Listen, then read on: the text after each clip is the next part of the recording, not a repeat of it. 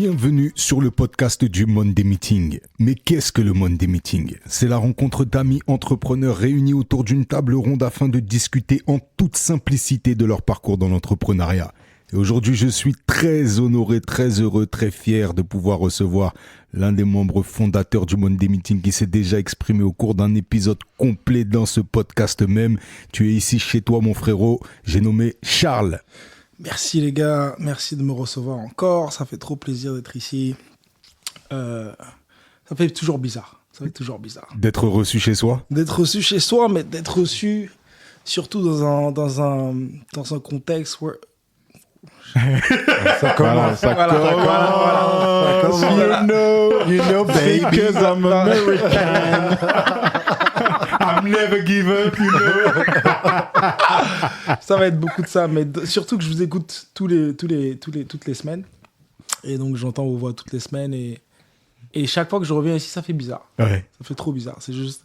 Ah, mais c'est comme un podcast que tu écoutes de gens que tu connais pas, que tu kiffes. Ouais. Et tu te vois dedans, en fait, tu vois. Ouais. Après, ça fait cet effet-là, un peu. Ouais, c'est bien cool, mon frérot. Et ben, ils se sont déjà introduits par le rire et ça fait toujours du bien de les entendre.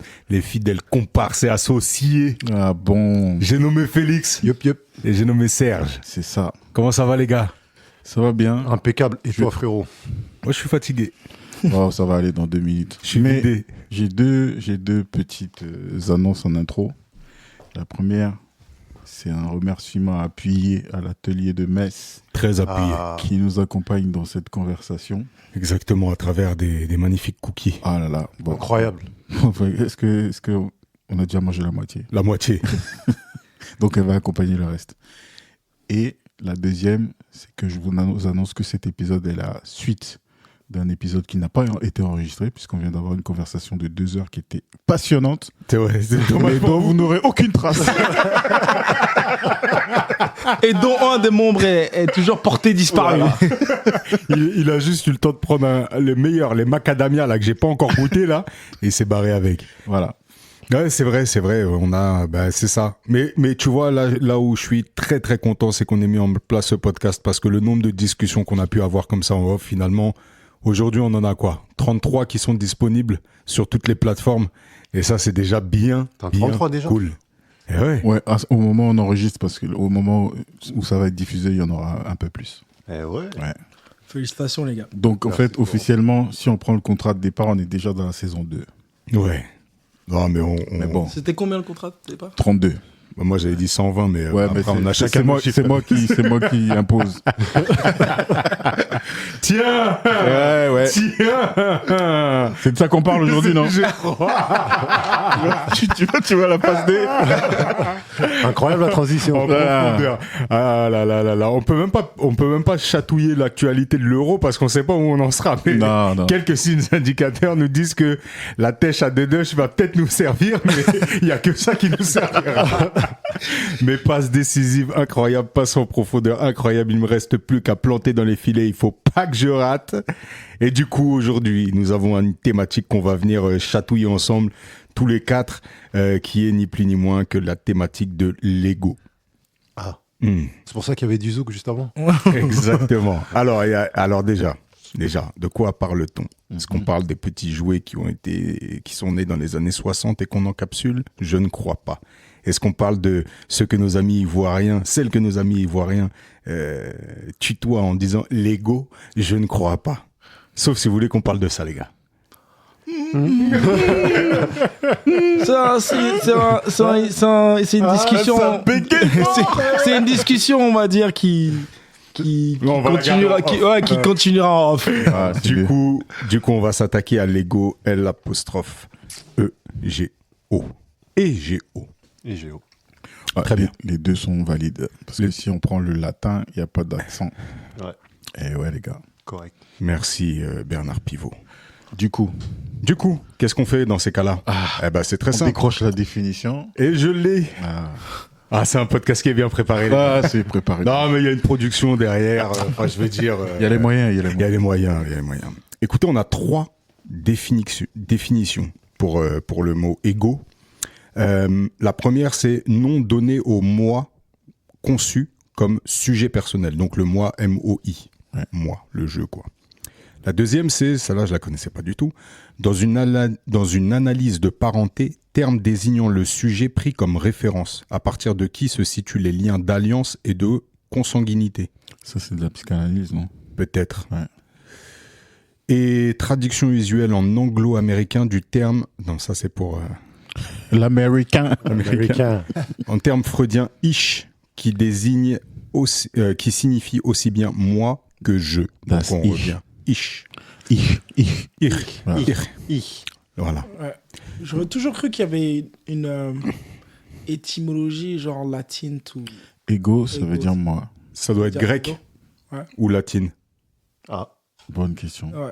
Il me semble que c'est grec. Moi, je pense que c'est latin, mais bon. Alors quel ego va l'emporter sur... Si c'est ça que tu appelles l'ego. Non, l'ego. Et alors là, dans ce cas de figure, l'ego, est-ce que c'est pas l'ego qui nous pousse à aller chercher la définition? Oh, tout à fait. Qu'est-ce qu'on retient comme définition? Moi, La je pense conscience de moi. Bon, on peut aller bagarrer tous, Bon, de mais toute façon, chacun va dire ce qu'il en pense. Et puis, on peut démarrer par le premier. et puis à la qui est fin, c'est moi qui gagne.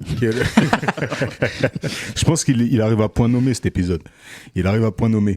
Non, mais la notion du moi là, du jeu, je pense que c'est celle que tout le monde a en tête. Et ce qui est bien, c'est que c'est finalement, c'est un mot qui devient très rapidement un préfixe à d'autres mots plus complexes ou plus plus long.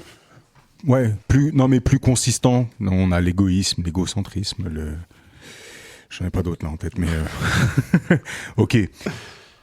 Qu'est-ce que ça vous évoque? Comment, par quel, voilà, par où on démarre l'ego?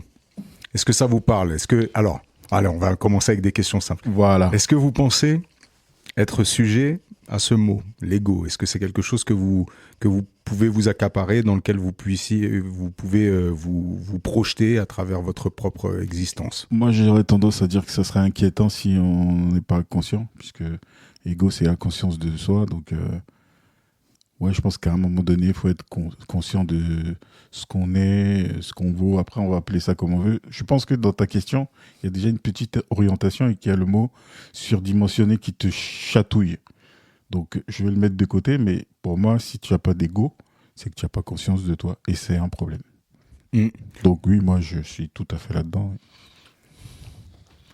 Félix? Je réfléchis. Ouais, si, là, pour le coup, je rejoins à 100% Sergio.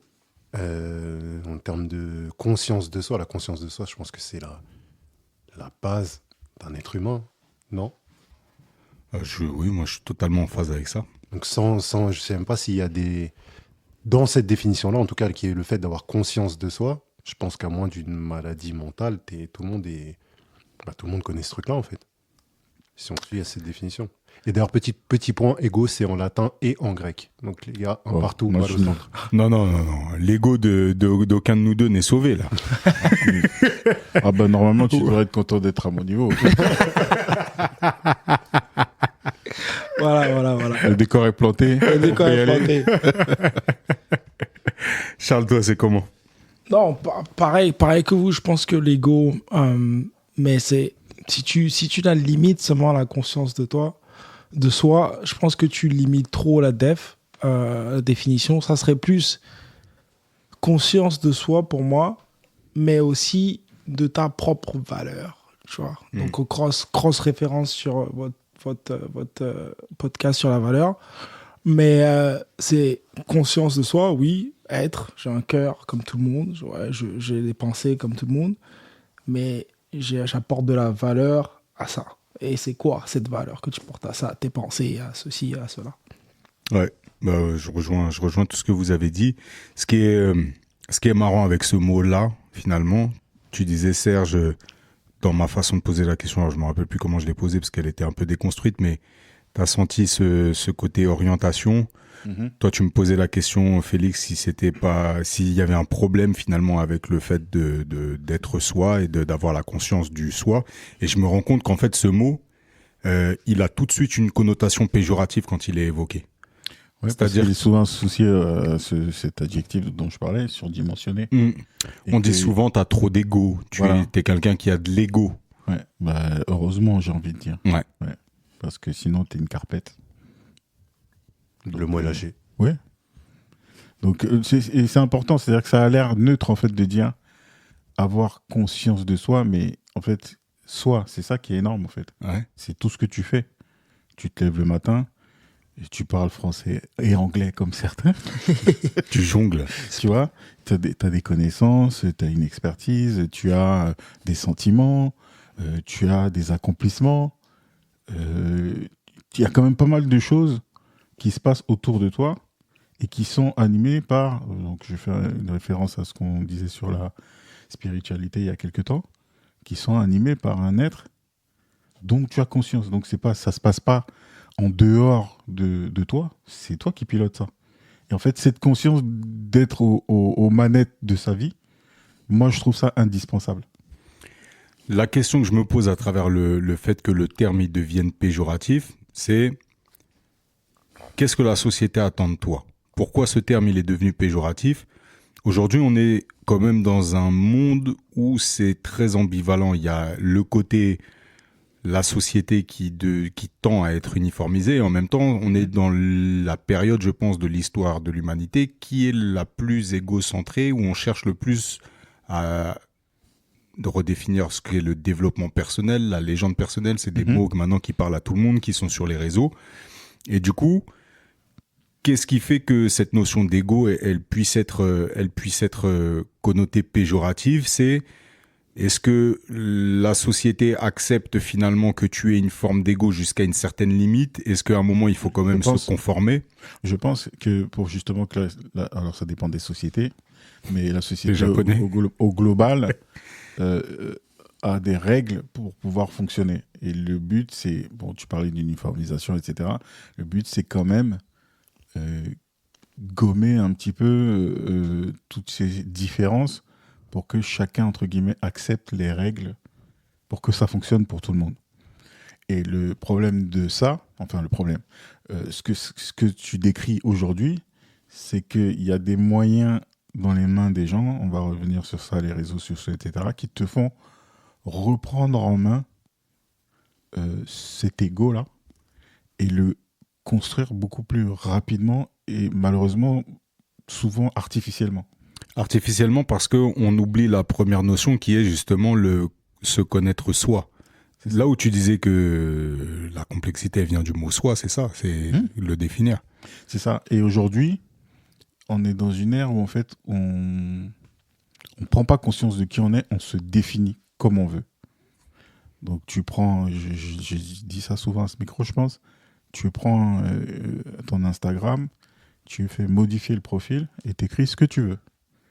Et tu racontes l'histoire que tu veux, tu te filmes dans les situations que tu as choisies, et tu montres les images que tu as choisies, et en fait, tu construis une conscience extérieure de ce toi vis-à-vis des autres, et tu construis un moi qui est complètement faux finalement. Ou en tout cas, il est complètement construit de pas de base. Et je pense qu'à un moment dans cette discussion, on va arriver sur ce que les gens vont prendre pour l'ego surdimensionné, cette conscience de soi. Je pense que tu as le droit de l'avoir quand tu as passé un certain nombre de grades, d'épreuves, tu appelles ça comme tu veux. Mais c'est pas juste une définition que tu donnes, c'est des choses qui te construisent en fait, tu vois. Donc je sais pas quand est-ce qu'on va arriver à ça dans la discussion, mais pour moi, c'est ça. La société voudrait justement ranger l'ego dans un tiroir parce que c'est beaucoup plus facile. Je prends l'exemple des fourmis, des abeilles, etc. Que chacun connaisse son rôle et potentiellement même se sacrifie vis-à-vis de ce rôle-là, quasiment automatiquement. Ça fonctionne beaucoup mieux comme ça. Si chacun devait se définir tel qu'il veut et faire ce qu'il veut, forcément c'est l'anarchie et c'est un peu contre ça que, pour moi, luttent tous ces systèmes qui érodent l'ego. Voilà. Donc, où on en est aujourd'hui, pour moi, c'est l'inverse qui est pas meilleur, c'est-à-dire qu'il y a des égos de partout, mais qui sont complètement creux. Qui n'en a rien. Voilà. Avocat du diable un peu sur là-dessus, je crois, alors que je suis totalement d'accord, juste pour pousser la discussion. Tu prends des sociétés comme le Japon. Quelle autre société auquel je peux penser là? Le Japon, ça ça représente un peu ça pour moi. Tu peux nous rappeler, Sergio, s'il te plaît, le magnifique adage du Japon? Le clou qui dépasse appelle le marteau. Voilà. Est-ce que la société japonaise est une société où on a fait disparaître l'ego, où on a mis des choses, des valeurs plus, comment on va dire, de communauté plus importantes que celles de l'ego? Est-ce que ces sociétés-là fonctionnent mieux que celles où on laisse les égos croître et performer? Donc, quand je parle égo, je parle aussi individu dans la société qui se développe et arrive à accomplir des choses et ont le respect des gens par leur ego, arrivent à accomplir des choses. Les Américains, par exemple. Voilà. Est-ce que les sociétés sont meilleures quand les clous qui dépassent sont plantés, ou quand on laisse place à... Pour moi, c'est une question de dosage. Et les réseaux sociaux, ça vient de la société américaine.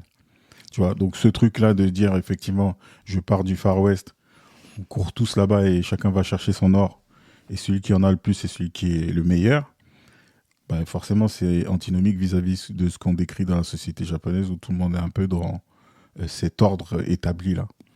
Et pour moi, le but, c'est de tendre ni vers un extrême ni vers l'autre. C'est d'avoir la conscience, et j'utilise souvent ce mot, de son unicité, son ipséité, de sa singularité, et de ne pas être étouffé, en fait, par ça. Moi, je reviens toujours à l'individu. Donc la société, je m'en fous comment elle fonctionne finalement. Si tu me donnes des règles qui sont pas stupides, je veux dire, je paye mes impôts, je fais ce qu'il faut, voilà, je suis pas le mec qui va faire des incivilités, je mets pas mes pieds sur, je sais pas, le fauteuil dans le métro, voilà. Donc j'ai quand même un minimum de savoir-vivre, mais tu n'éteindras pas mon ego. Je reste moi dans cette société-là. Donc c'est le dosage qui fait que, à un moment donné, parce qu'il y a règle sur règle sur règle sur règle, on est obligé de s'éteindre soi-même. C'est ce dosage-là qui ne va pas. Maintenant, l'inverse, c'est-à-dire que tout le monde est beau, tout le monde se la raconte, etc. Oui, évidemment, c'est pas le meilleur des mondes non plus. Mais ce que tu dis, c'est archi... la question que tu soulèves, Charles, elle est archi importante. Et quand tu l'as dit, je vois justement, finalement, on a ces pays et la question de dosage, elle est plus que vraie et on arrive à la quantifier. On a la Corée du Nord où je pense qu'on est à un niveau d'ego les clous, ils sont plus plantés. Il n'y a pas de clous là. Les clous, ils sont arrachés de la planche, tu vois. Donc, tu as ce niveau d'extrême dosage. Le Japon, je pense que c'est une société qui est quand même assez paradoxale parce que c'est une société qui split entre le monde du travail et le monde extérieur, mais avec des valeurs très très fortes au sein de la nation et un code finalement. Et quand tu posais la question, je me suis rendu compte que finalement nos sociétés finalement occidentales là, elles sont en train de prendre le problème à l'inverse. On voit nous la naissance du populisme à fond, c'est-à-dire que de par les réseaux, il peut y avoir une trend sur une forme d'idéologie quelconque, alors qu'elle soit insufflée par un pays tierce ou qu'elle émane du pays en lui-même. Et d'un coup, il va y avoir donc des gens qui vont avoir un ego potentiellement creux, et on finit par légiférer là-dessus. Tu vois ? Mais c'est là où ça fait mal. Et c'est là où, si tu veux, cette histoire de dosage, elle fait un peu mal. C'est que tu prends ces deux extrêmes. Une société qui veut que tout le monde avance en rang serré. Pour moi, c'est louable. C'est plus ce que ça fait aux individus qui me questionnent. Ouais. Et de l'autre côté, tu as la société qui va récompenser la réussite. Ou le nombre, ouais. Voilà, donc la valeur créée, etc. Et ça aussi, quelque part, c'est louable. Ce qui est gênant, c'est ce qui est en train de se produire parce qu'on a tendu vers ça. C'est-à-dire qu'on est sur ce modèle où celui qui a réussi, c'est celui qui commande. On a des sociétés du milieu comme la nôtre, la pauvre société française qui va très mal, où en fait, on te fait croire, en tout cas, on te montre des modèles de réussite qui n'en sont pas. Et en fait, c'est ça qui devient le modèle qui devrait te driver. Et c'est là où ça fait mal. C'est qu'on est en train de construire des égos creux qui mènent le peuple en rang serré vers quelque chose qui ne va pas du tout. C'est ça. Voilà. Et personne ne se lève là-dedans pour dire bah non, je ne suis pas un mouton. Restez tranquille, les gars. Vous êtes nuls. C'est pas parce que ça fait, 50, 60 ans qu'on me dit que c'est telle classe de gens qui sont intelligents et qui doivent diriger, gouverner, qu'il faut le croire. Soyons sérieux, regardons les gens qui sont censés être Premier ministre, prochain Premier ministre. Bah désolé, c'est nul. Ouais, j'ai eu l'occasion de voir le début d'un soubresaut de débat sur les sujets de C'est affligeant. À la radio, là, les frérots, j'invite tous les auditeurs d'Europe 1 à venir écouter le Monday Meeting parce que vous n'êtes pas bien servis là-bas. Et ça, on va te dire, ouais, t'as un ego surdimensionné que Merci. de dire ça. Merci. Bah non, désolé les gars. C'est vous juste qui la êtes nuls. conscience, quoi. À quel moment, justement, l'affirmation de soi, elle est perçue comme égo surdimensionné Quand on n'a plus d'arguments, en fait. Moi, pour moi, c'est ça. Parce que il y a de ça, et quand tu déranges la Ouais. pauvreté intellectuelle ou le manque de confiance en soi de quelqu'un d'autre. c'est ça. Hmm. Bah, si tu déranges, c'est que tu es dans une discussion, on en a parlé aussi, dans une discussion, aujourd'hui les gens aiment parler et n'écoutent rien.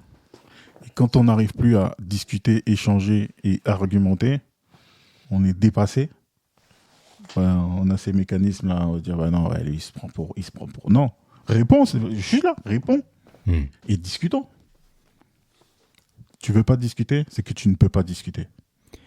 Est-ce que on a fait un épisode sur l'auto-évaluation, est-ce qu'il y a des fois, des marqueurs où vous êtes senti, justement, vous-même vous accusez d'avoir trop d'ego et que ça puisse desservir soit la discussion, soit la cause, soit le projet? C'est que les phrases genre t'as toujours raison, ce genre de trucs, c'est ça dont tu parles? Non, des trucs que tu te dis à toi-même. Que je me dis à moi-même. Ouais, le moment où tu te dis, je suis en train de... Ouais, moi j'ai plein d'exemples, hein, putain, j'en ai... Ouais, moi je mettais un peu parce que sinon on va dire c'est celui qui a un ego surdimensionné, il a pris d'assaut l'épisode, il a... Parce que là je suis chaud là. Vas-y, balance, Sergent. Je suis chaud. Ah, tu le vois ta grande gueule là quand on te demande d'avouer. Hein. Non, moi j'ai plein d'exemples et je trouve que c'est pas facile. Alors moi je mets les pieds dans le plat pour moi. Je pense avoir eu un ego qui est né par contraste finalement de ce que j'avais mis de côté. Je renvoie à mon épisode si vous voulez refaire tout. On repart depuis le début. Est-ce que c'est lié à l'enfance? Repart à l'enfance. Ouais, clairement, c'est l'enfance. Bah, c'est parti. Donc, c'est-à-dire que de 0 à 10, en société, je suis un personnage... je suis un personnage qui a une vie sociale avec ses amis, mais qui, auprès de la société un peu plus large, est effacé. Donc, auprès des adultes, en dehors de ma famille, en dehors de mon cadre. Voilà, je suis pas reconnu dans les équipes de sport particulièrement, sauf pour mon asthme. Je suis pas mis en avant sur on va dire dans des colonies de vacances. Les animateurs, je vois qu'on me calcule pas quoi. Je suis l'enfant, si je disparais, faut que je tienne la main à quelqu'un parce que on va me cramer du temps. À quel moment on l'a perdu? Mais il y en avait pas 19 dans le groupe. C'était au goûter. Quel bâtard. C'est sûr, c'est au goûter qu'on l'a perdu. Non, j'avais ce truc-là. Et en fait, à mes 9 ans, c'est sur une colo que je capte, en fait, que... Ta merde, je suis effacé, en fait. On me voit pas. On me voit pas et du coup, je suis pas dans le groupe, j'existe pas. Et c'est le même été où je rencontre le rap et que je suis pris de passion par cette musique et que finalement, je deviens passionné et j'apprends des textes. Et la colo d'après, en fait, je suis devenu une sorte de jukebox où quand tu appuies sur la piste 3, je te sors l'intégralité d'un morceau. Et là, tout de suite, les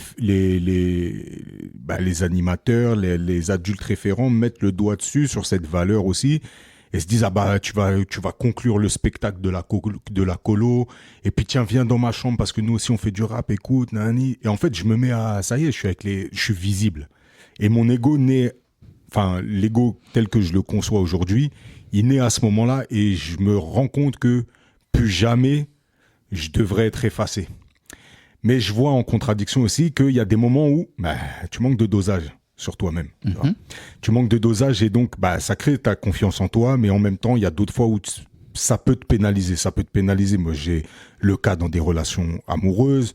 Tu peux avoir le cas sur des projets communs avec des personnes où, là, à ce moment-là, il aurait peut-être fallu lâcher un petit peu de lest ou peut-être faire plus confiance en l'autre. Et ça m'a mis du temps à arriver à ce truc-là d'imposer finalement. Là, il faut faire attention parce que on est sur une notion un peu. Là, tu as parlé de confiance en l'autre. Peut-être que c'est lié, il faudra qu'on creuse ça. Ouais. Mais moi, ce que j'ai entendu et qui est très important, c'est je prends conscience que je suis là, mais personne ne me voit. C'est atroce. Il n'y a pas pire. C'est atroce. Et ça veut dire que le mécanisme que tu mets en œuvre pour que ça ne se reproduise jamais, forcément, il faut qu'il soit assez puissant. Mmh. Donc, c'est compréhensible qu'à un moment donné, il y ait des défauts, entre guillemets, de dosage. Mmh. C'est mieux, entre guillemets, de froisser quelqu'un dans une relation que de disparaître. Non, je suis d'accord. En tout cas, si c'était à refaire.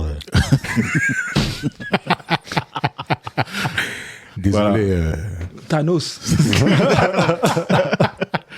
Donc, pourquoi je réagis à ça, c'est que je vous renvoie donc à l'épisode de Vincent, très intéressant qu'il faut écouter. Je vous invite à réécouter le mien, où je vous ai raconté aussi le fait que je sois à l'étranger partout,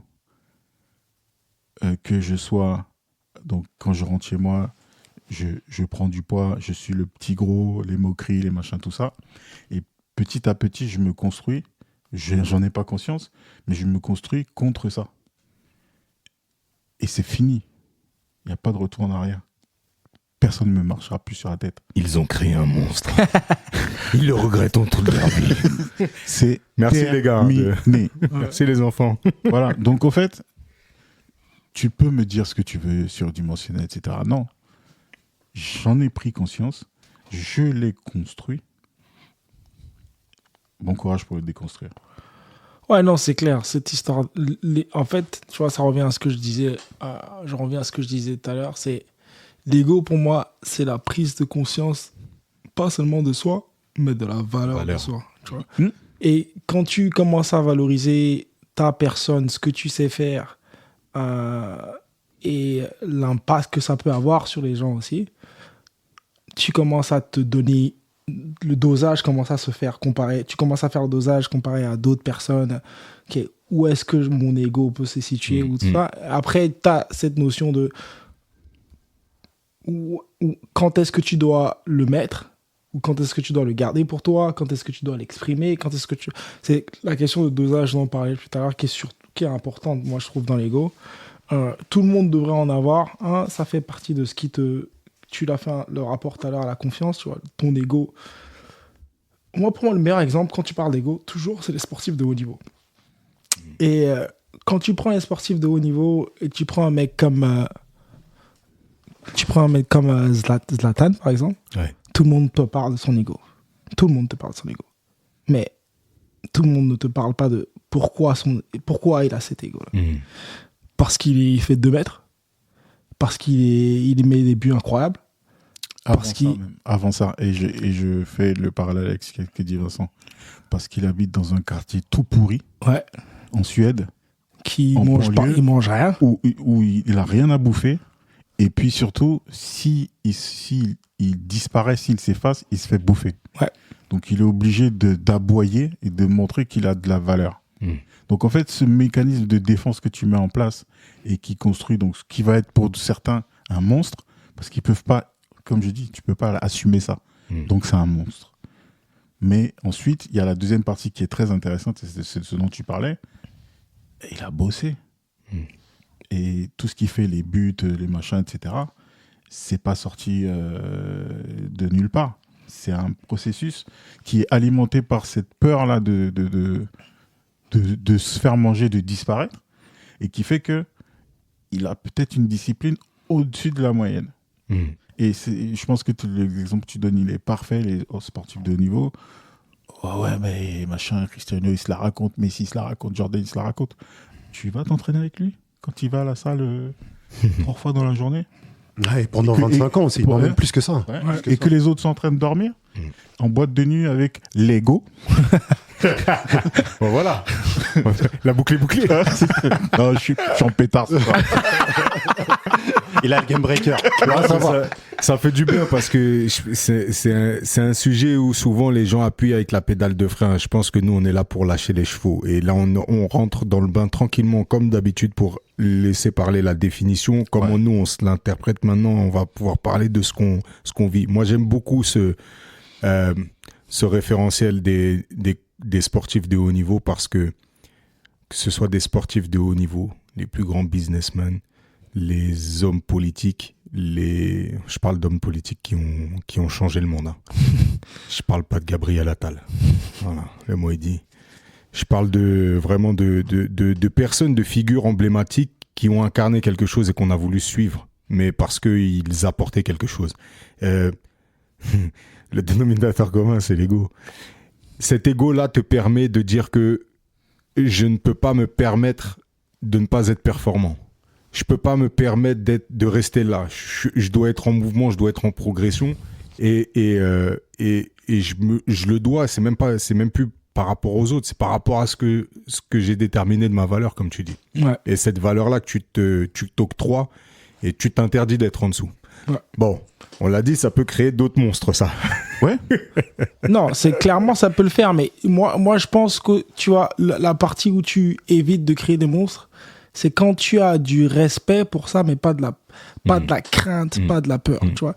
Donc tu vas respecter quelqu'un qui a beaucoup d'ego et beaucoup d'ego ou qui a accompli beaucoup de choses, mais par son aura, son ego, ce qui le drive, et tu vas te dire, j'ai du respect pour ça. Quand tu vas te dire, j'ai du respect pour ça, la personne en face de toi sera pas un monstre. Exactement. C'est quand tu commences à avoir de la peur derrière, de la crainte, tu te dis, lui, c'est pas un ego. Ou de la jalousie même. Ou de la jalousie.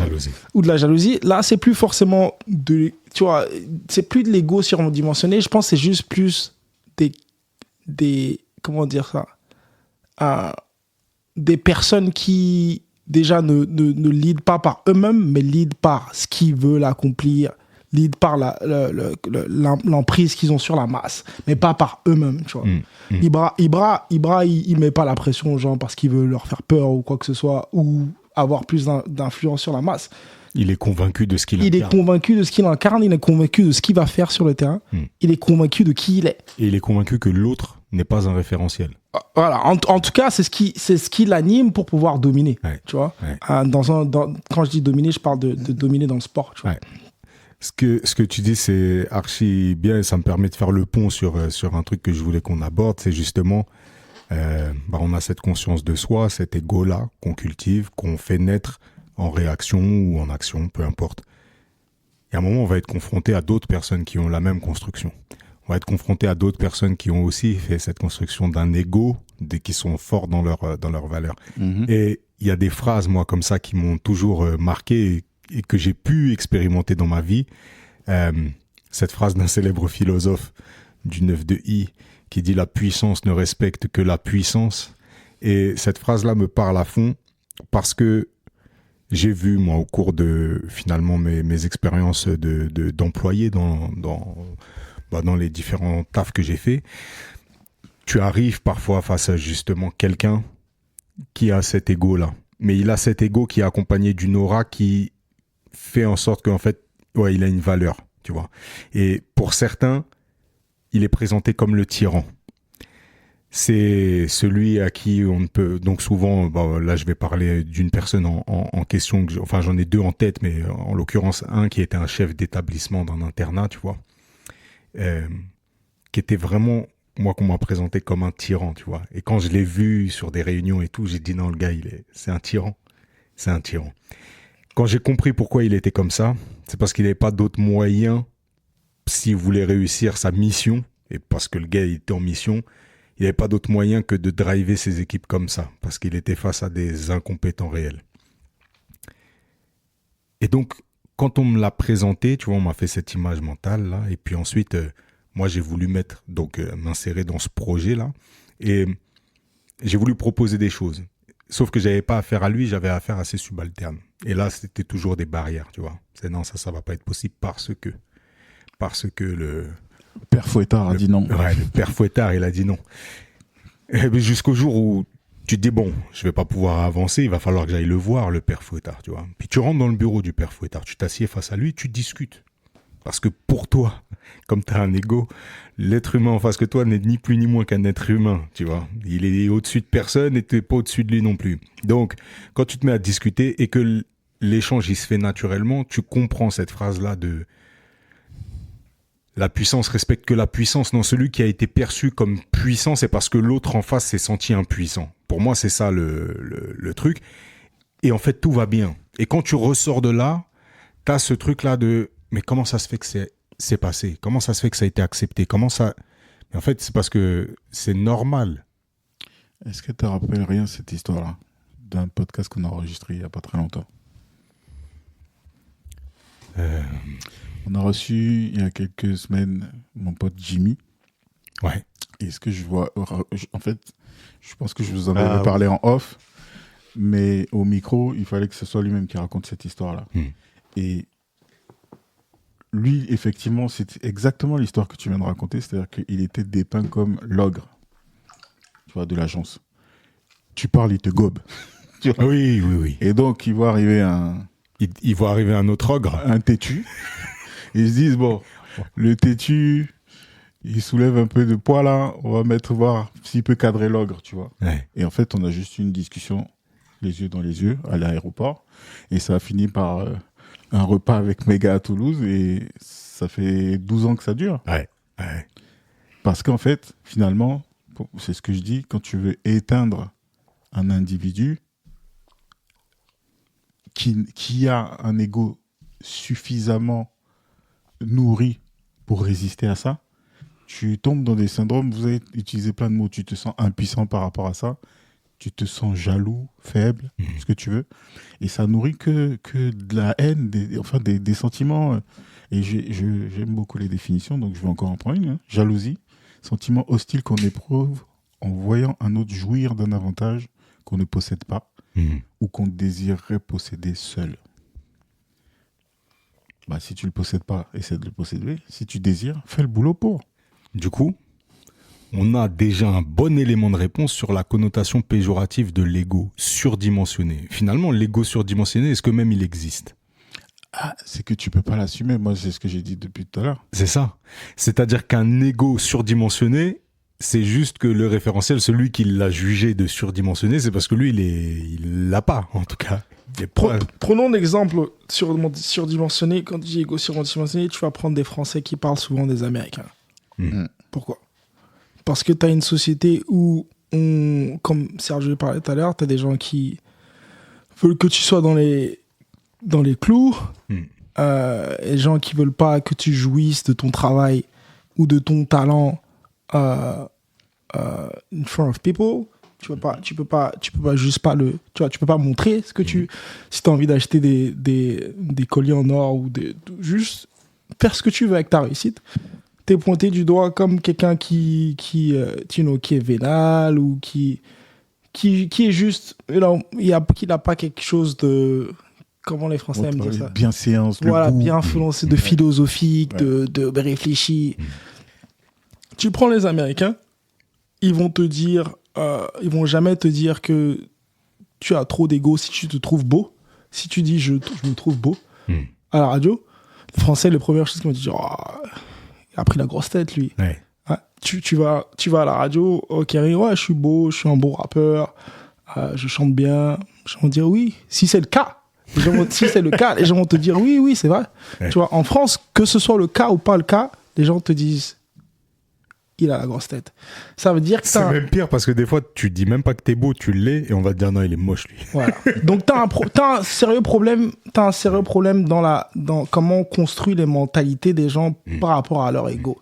Tu vois, par rapport à se sentir bien en ce qu'ils sont et pouvoir le dire et pouvoir affirmer les choses telles qu'elles sont, en fait. Tu vois, si tu trouves que t'es un talentueux rappeur, pourquoi tu vas pas dire que t'es un talentueux rappeur? Tu vois, moi, je suis un talentueux rappeur. Ouais, tu vois, si tu trouves que tu es bon dans ceci ou cela, pourquoi tu devrais pas le dire et tout le temps laisser les gens le dire pour toi ou ne pas l'affirmer? Non, l'affirmer, c'est en prendre conscience aussi. Tu vois. Clairement. Et personne ne veut affirmer les choses dans ce pays. Tout le monde est, à part ceux qui veulent diriger et mettre des choses malsaines dans la tête des gens. Et le pire, la c'est que transition est très bonne. Ouais. La transition est très bonne. le pire, c'est que j'ai même pas l'impression que leur. Tu vois, là, pour le coup, quand on pense à ça, c'est-à-dire celui qui veut servir son dessin, finalement, là, on est plus de l'ordre de l'égoïsme, tu vois. C'est-à-dire que il part pas d'une valeur, tu vois. Il part d'un désir. Son désir, c'est le pouvoir. Et ça t'emmènera à faire toutes les cabrioles possibles pour arriver à ça. Quand tu pars de ta valeur, ce que tu veux faire croître finalement, c'est cette valeur et le fait qu'elle soit visible ou qu'elle puisse s'exprimer en tout cas, tu vois. Et quand tu pars d'un désir, je pense que c'est là où tu bascules dans l'égoïsme. Quand tu pars de j'aimerais, je convoite, je désire, tu vois. Et c'est là où tu tombes dans l'égoïsme. Et là, on est plus dans ce truc-là où tu finis dans les fourberies, tu vois. Tu finis dans les galipettes et tu t'éloignes de ton intégrité. D'ailleurs, tu n'en as pas d'intégrité. Mais Moi, non, on a soulevé tout ce que vous dites là, ça m'amène à un point et c'est pas de moi du tout, c'est quelqu'un qui l'a explicité récemment. J'ai écouté un podcast, donc Investir au pays de Philippe Simo, qui recevait le CEO d'une société qui s'appelle Star News. Je me rappelle plus de son nom, mais en tout cas, un mec très smart, donc camerounais d'origine, qui a fait ses études en France et qui à un moment donné s'est exporté aux États-Unis et qui comparait un peu les deux sociétés. Et il a mis le doigt sur un truc. C'est exactement ce que tu décrivais à l'instant, Charles. C'est ce sentiment de jalousie envers les gens qui réussissent et qui le montrent. Et pourquoi ça dérange en France ? Et ce qu'il disait, c'est qu'on n'a pas digéré en fait la monarchie. du tout. Et que la monarchie, c'était exactement ça. Quand tu es bourgeois et que tu commences à trop montrer, L'expression du privilège. attention gars, on brille pas plus que le roi. Donc tu vas te calmer tout de suite. Et ça revient à ce que tu disais aussi, Vincent, sur le pouvoir. La seule expression de la puissance en France, c'est la politique. C'est-à-dire que même les grandes fortunes de France sont obligées d'œuvrer dans l'ombre.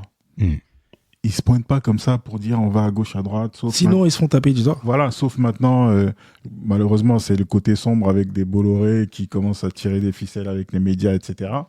Mais tu te montres pas en France. Sinon, tu te fais couper la tête par le monarque. Et en fait, c'est quelque chose qui est ancré dans cette société qui fait que aujourd'hui, on ne parle pas de salaire, on ne parle pas d'argent. Et ça œuvre aussi à faire rester les gens dans leur case.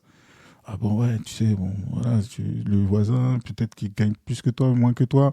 En fait, on est tous là à se contenter de miettes, alors que aux États-Unis, on se regarde les yeux dans les yeux, et on se dit, mais non, gars, ton salaire, c'est un salaire de merde. Tu peux faire beaucoup plus. Et je complète totalement ce que tu viens de dire sur la monarchie, c'est qu'on est dans un pays à double tranchant.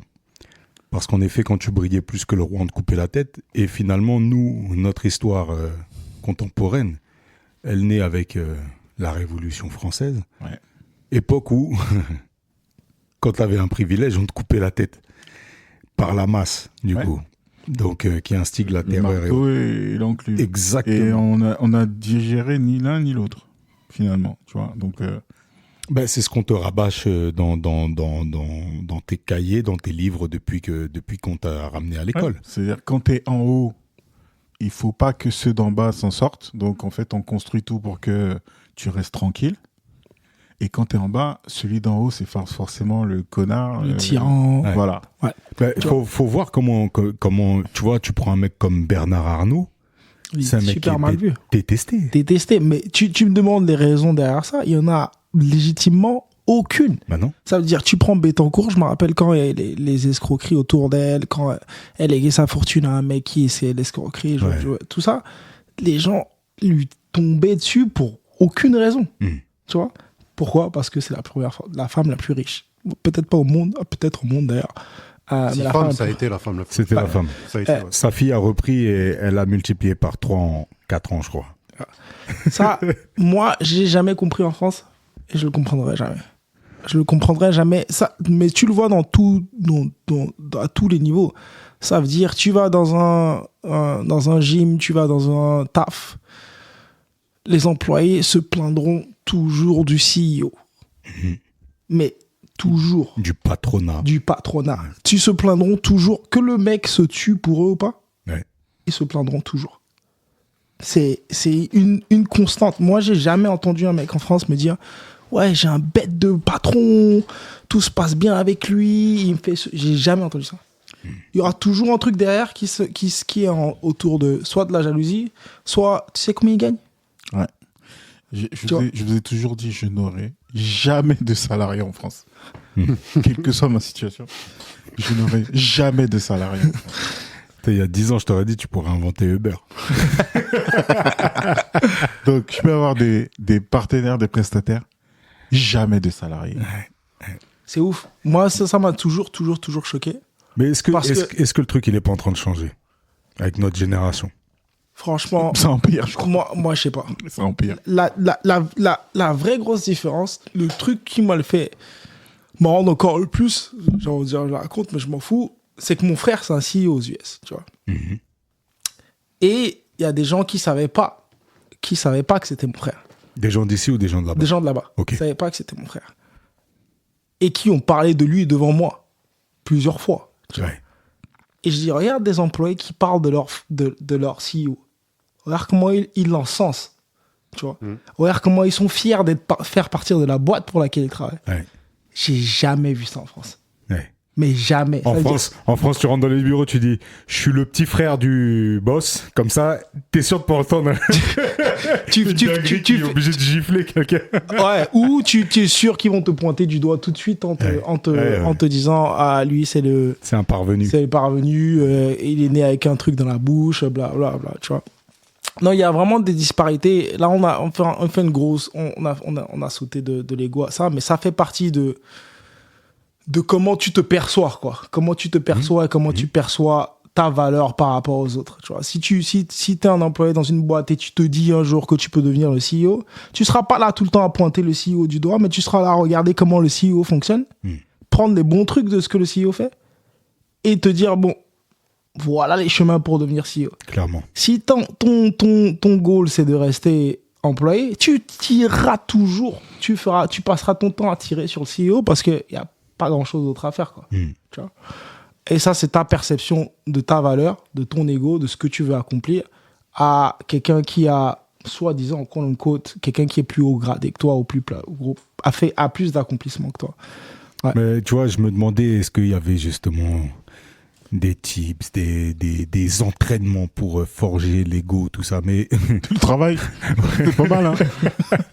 Je sais que ça fait beaucoup de mal aux gens, mais faut bosser. Non, mais en fait, ce que tu dis, c'est ultra vrai, Sergio. C'est le travail, c'est le fait juste d'essayer des choses, de progresser, de se rendre compte que toi aussi, t'es capable. Alors, ce sera peut-être pas de devenir le boss, mais ça va peut-être prendre la couture. Et peut-être que ton ego ne te mènera pas à être boss, parce que c'est pas là que tu seras bien. C'est ça aussi. 100%. Mais par contre, tu seras en paix avec ce que tu es et tu jalouseras personne. C'est pour ça que je me disais, finalement, on est dans des trucs où on n'est pas dans l'addition, on n'est que dans la soustraction. On n'est pas dans le surdimensionné, égo surdimensionné. On est dans des référentiels qui sont des égos sous-dimensionnés, qui voient le truc en haut.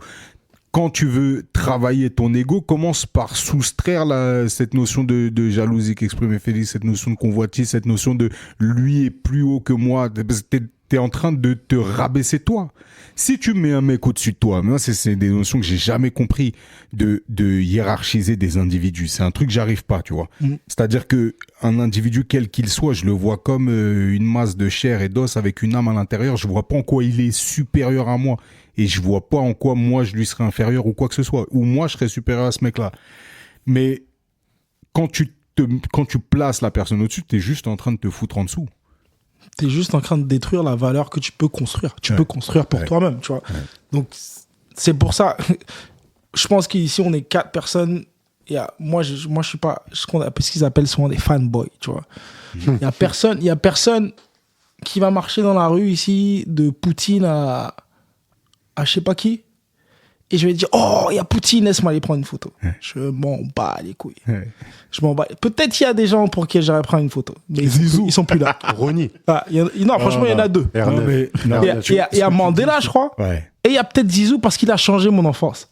Et puis, tu sais quoi? Je pense que tu irais peut-être pas prendre une photo, mais tu irais à son contact. J'irai à son contact C'est ça. et j'irai peut-être même poser une question qui me taraude depuis je sais pas combien d'années. Tu vois. Ah, mais on était ensemble à Rio en 2014, Coupe du Monde. On se retrouve dans un resto avec Jean-Luc et Charles. On déjeune, etc. Et on voit de l'autre côté du restaurant Oliver Kahn qui est posé. Ouais.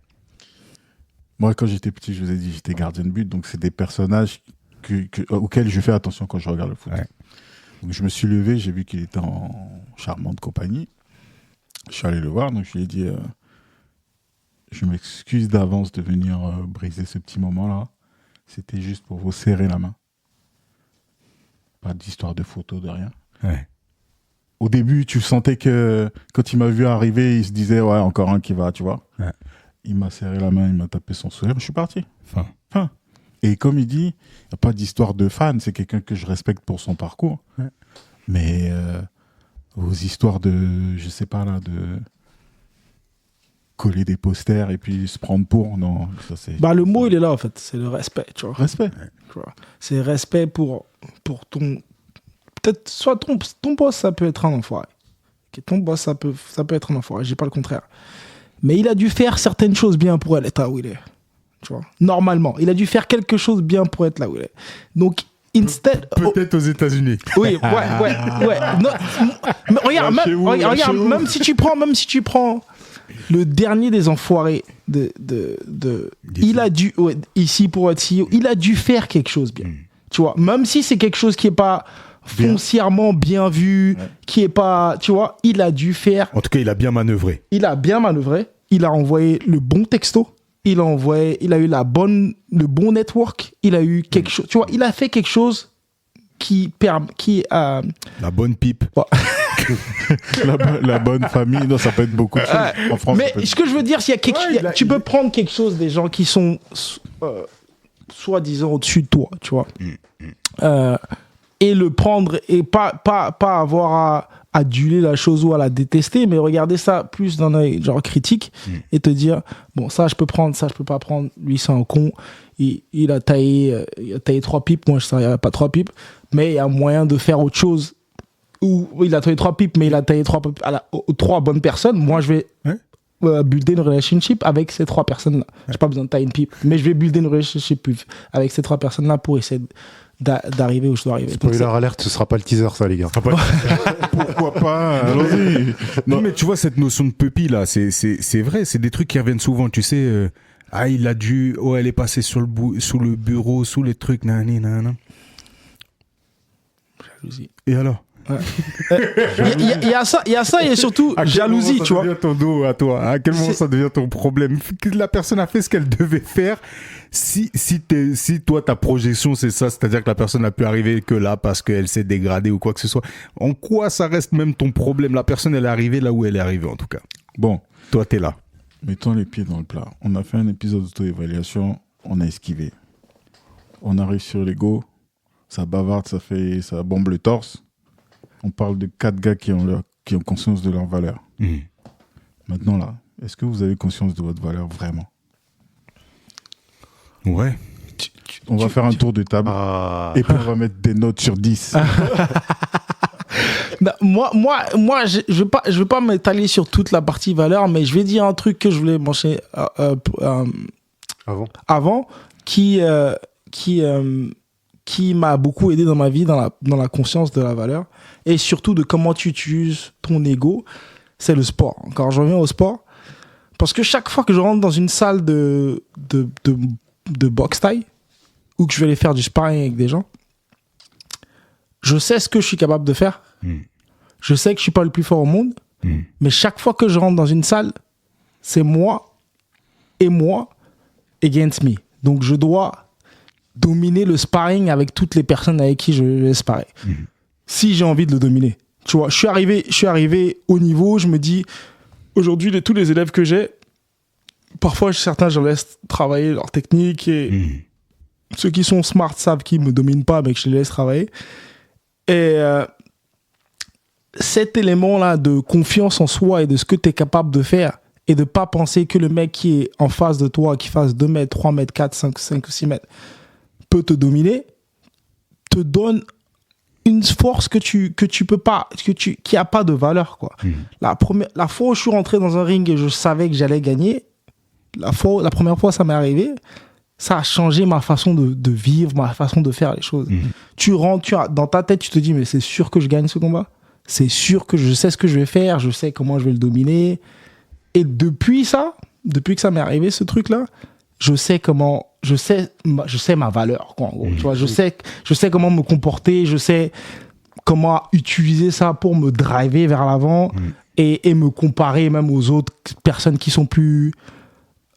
tu vois, ok, ce gars-là... C'est-à-dire, c'est là où finalement faire preuve d'humilité, c'est un truc que je pointe du doigt depuis quelques temps, mais faire preuve d'humilité, c'est pas refuser son pouvoir, tu vois. C'est au contraire, accepter ce pouvoir-là, le faire rayonner, mais celui qui vient dans ton sillon, bah tu l'accompagnes aussi, tu vois. Ouais. T'es dans ce truc-là. 100%. Et je me reconnais à 2 millions de % dans ce que tu viens de dire. C'est, pour moi, l'analogie, c'est sur le rap, mais dès lors que j'ai décidé de faire ça, d'écrire mes propres textes et d'en faire, il n'y a jamais eu de place pour être numéro 2, tu vois. Quand bien même tu sais qu'en effet, c'est ça qui est particulier, cette notion de... Quand j'avais 16 ans, je savais très bien qu'il y avait des gens qui étaient meilleurs que moi. Mais dans ma tête, t'es le numéro 1. Quand tu montes sur scène, c'est pour l'être. Bah oui. Et la première gifle que je prends réellement, parce qu'il y a la réalité du terrain, c'est sur un concours où je me fais sortir au premier tour. Et là où je vois que j'ai de l'ego à ce moment-là, c'est que les vacances qui devaient être des vacances n'en sont plus. Ça devient la salle de l'esprit du temps, un camp d'entraînement. Et je sais que tous les autres concours où j'irai, je gagnerai, tu vois. Et en effet, tous les autres concours que j'ai fait derrière, je les ai gagnés. Il n'y avait pas de place pour ce doute-là.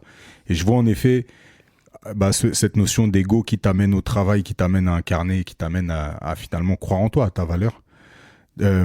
Maintenant, là, pour ma part, cet ego-là, il ne s'exprime pas pareil dans toutes les strates de ma vie. Mais je pense que c'est le fait d'avoir touché du doigt justement cet ego qui te pousse, qui te drive dans un domaine où tu sais que tu es dans l'excellence, t'amène à comprendre que tu as de la valeur partout et que ensuite avec le travail, t'arriveras à faire ce que tu dois faire, ce qui doit être fait, et que tu le feras bien, quoi.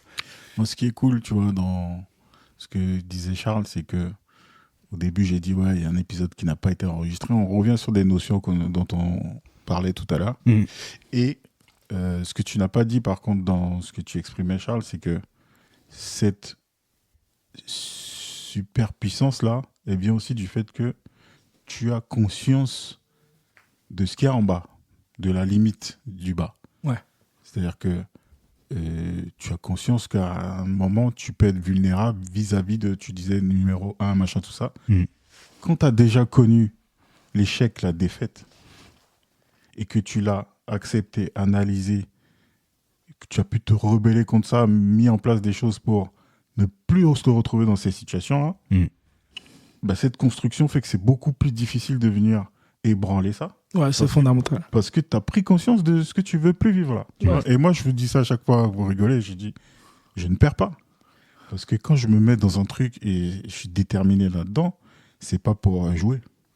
Mais quand est-ce qu'on a rigolé, toi, t'es un... Non, mais Si, à chaque fois que je dis ça, vous êtes là.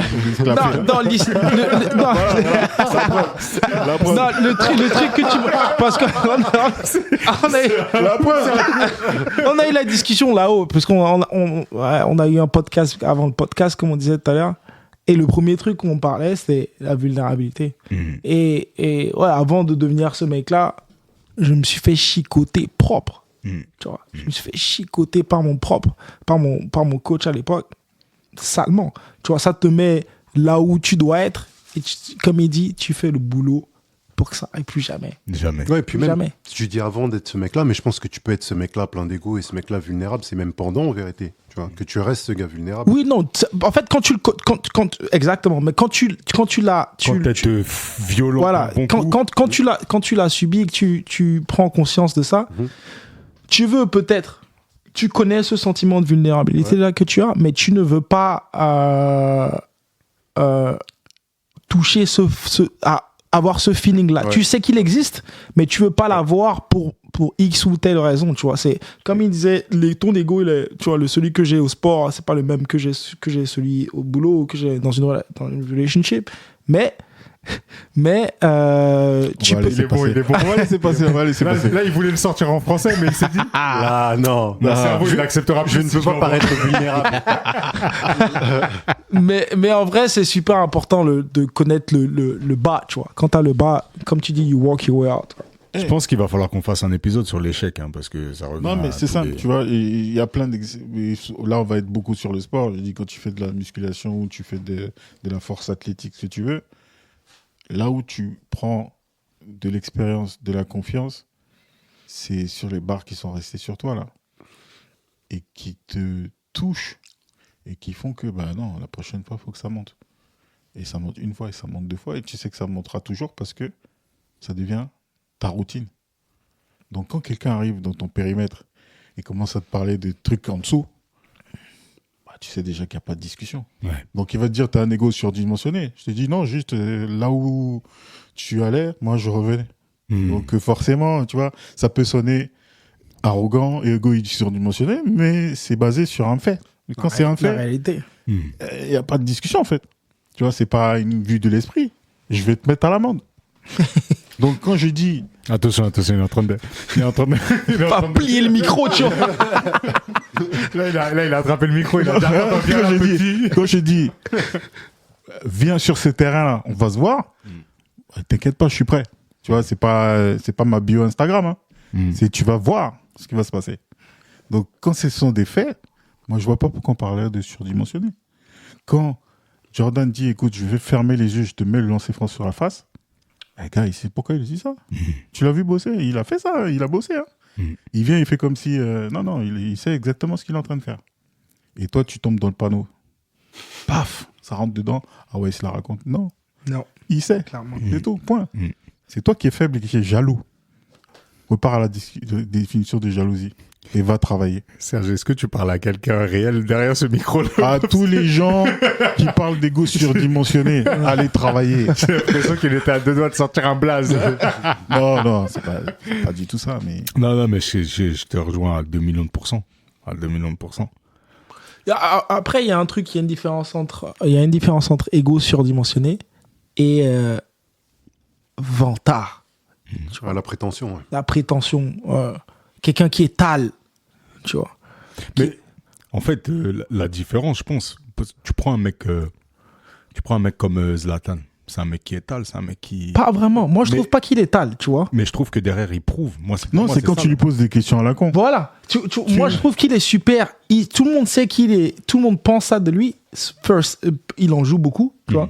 Ouais. Et de deux, il va prendre ta question à la con pour la retourner contre toi et en gros te donner ce que tu veux qu'il te donne, quoi, Ouais. en gros. Mais il va te le donner en énorme, quoi. C'est un, du c'est un- sarcasme, c'est un ouais. mec de punchline. Ouais, mais c'est Et plus il balance des punchlines, plus il gagne d'argent, plus il a de contrats de sponsoring, etc. Toi, tu viens, tu lui poses la question qu'est-ce que vous pensez de l'adversaire? Je m'en bats les reins, je vais lui marcher dessus. Ah bah oui. Parce qu'il a déjà fait 1 million de fois, il va encore le faire. Donc voilà, point Ouais, et final. puis lui, en l'occurrence, c'est vrai que ça relève plus du sarcasme à un moment. Sarcasme. Bah oui, Il se c'est un fout de perso- gueule. il a créé un personnage Ouais. bankable, c'est du génie.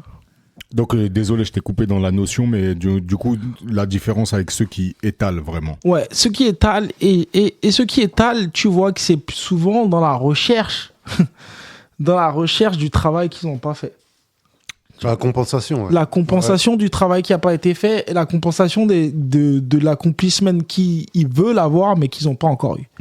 Donc, pour prouver quelque chose ou pour montrer qu'ils vont y arriver ou quoi que ce soit, ils essayent d'étaler au maximum, prendre de la place, quoi. Tu vois, l'ego que tu n'as pas surdimensionné pour prendre de la place, tu vois. Et moi, c'est comme ça, je le vois. Et c'est là que les gens parlent souvent d'ego surdimensionné, mais c'est pas ego surdimensionné. C'est soit un vantard, C'est du bruit. voilà, Ouais. soit un vantard qui brasse du vent, Un imposteur. imposteur, tu vois. Ou peut-être qu'il... Tu sais ce qui fait du bruit, non? Et tonneau vide. Tonneau vide, comme on dit. Ouais, non, mais c'est... Ah, vous m'avez mis en pétard.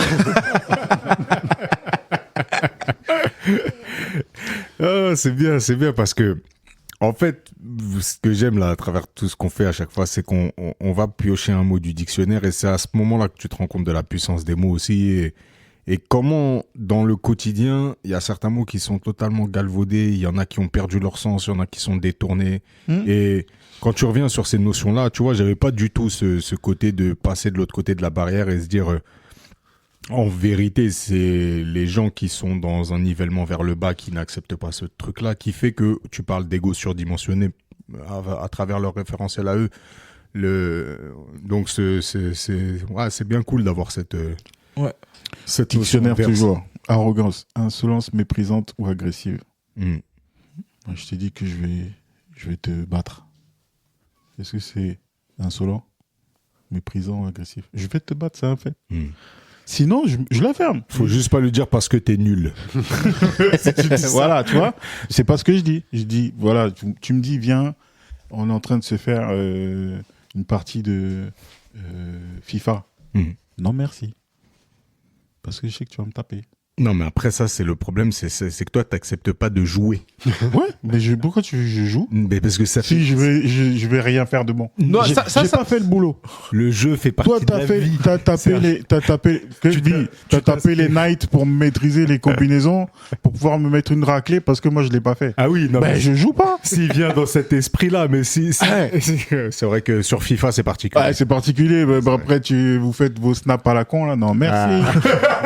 Merci. 3-0 pose la manette. Non, mais voilà. ça repose ça ressente le débat sur un autre truc, c'est que dont vous parliez tout à l'heure, c'est les différents domaines, différents domaines où ton ego, tu dois l'accommoder un peu, tu vois. Ou certaines fois, tu le laisses totalement au vestiaire. Voilà. Et tu dis, moi, Donc moi, la question que je vais vous poser est rhétorique ou pas rhétorique, mais où est-ce que vous pensez que vous avez le plus fait jouer avec ce dosage-là de l'ego? Dans quel... Jouer dans quel sens? Le réduire ou le monter? moduler. Le moduler. Parce que ça va dans les deux sens. Ouais. Tu peux soit l'augmenter, soit le réduire. Mais où est-ce que tu le modules le plus? Quand t'es au travail, mon frère. Ouais, c'est ce que j'allais dire. Hein. T'es obligé de doser. Tu vas pas rentrer en réunion et dire toi t'es un tocard, toi aussi. Et puis en fait, t'es de la merde. On t'a dit pas d'agressivité. Lui, tu le laisses 2 secondes. Mais je vais te dire ce que je ne fais pas. Donc ça traverse ton esprit, mais tu doses. Est-ce qu'il est beau? Donc le travail. Ouais, moi, travail, ouais. Carrément. Parce que, encore une fois, je dis, c'est pas parce que tu as conscience de qui tu es que tu ne peux pas vivre en société et que tu es un connard. Non. Tu doses. Et je pense être doté de ce qu'on appelle l'empathie. Donc, quand tu vois quelqu'un qui est par terre, qui est nul. Non, je déconne. Il a dérapé. Aujourd'hui, il déraille. Je déconne. Je pense que pour Sergio, la réponse à ta question, c'est ce soir. C'est là qu'il essaie. Là, il a un petit moment. Vas-y, laisse parler la poudre. Tout le monde a compris que je déconne. Ouais. Fais feu. Laisse parler la poudre. Le pire, c'est que j'étais comment ça s'appelle, j'ai mon petit neveu qui est archi performant, toujours basé sur la performance. Il déteste perdre. Dédicace à Nesta, le jour où il écoutera un jour peut-être ce podcast. Ouais. Il déteste perdre. Ça veut dire, quand il perd par rapport à son frère, il pleure. Quand il déteste ça. Vraiment, je connais certaines personnes comme ça, mais lui, avec un enfant, c'est la première fois que je vois ça aussi pousser. Ok. Mais en même temps, ça le drive comme jamais, tu vois. Ah, les gars, j'ai pleuré, hein. Et Le football avec Jean-Luc, là. et lui exactement, tu vois. Ah ouais. Tu sais ce qu'il dit? Je suis fort ou je suis nul. Donc, chaque fois qu'il parle des autres, dans un domaine où il est fort, qu'est-ce qu'il dit? Il est nul. Ça peut être son frère. Ça peut être son... moi aussi, il est nul au foot. Tu vois. Moi, je suis fort au foot. Ah, je suis nul au rugby. Donc il a deux contacts, Il est polarisé. Ouais, polarisé, mais ça le drive énormément. Donc, tu vois, Sergio, il vient de parler de quelqu'un par terre. Mais je sais d'où le drive vient, tu vois. C'est un drive. C'est une sorte de drive. Non, parce que je parle souvent de l'enfance, tout ça. Et mon frère, quand t'es pas bon et que quelqu'un te bat en Afrique, ah putain, tu passes à 5 quarts. Oh purée, c'est violent. Donc tu veux plus. Ou alors t'abandonnes le truc parce que c'est trop violent, mon gars. Les vannes que tu prends. Non.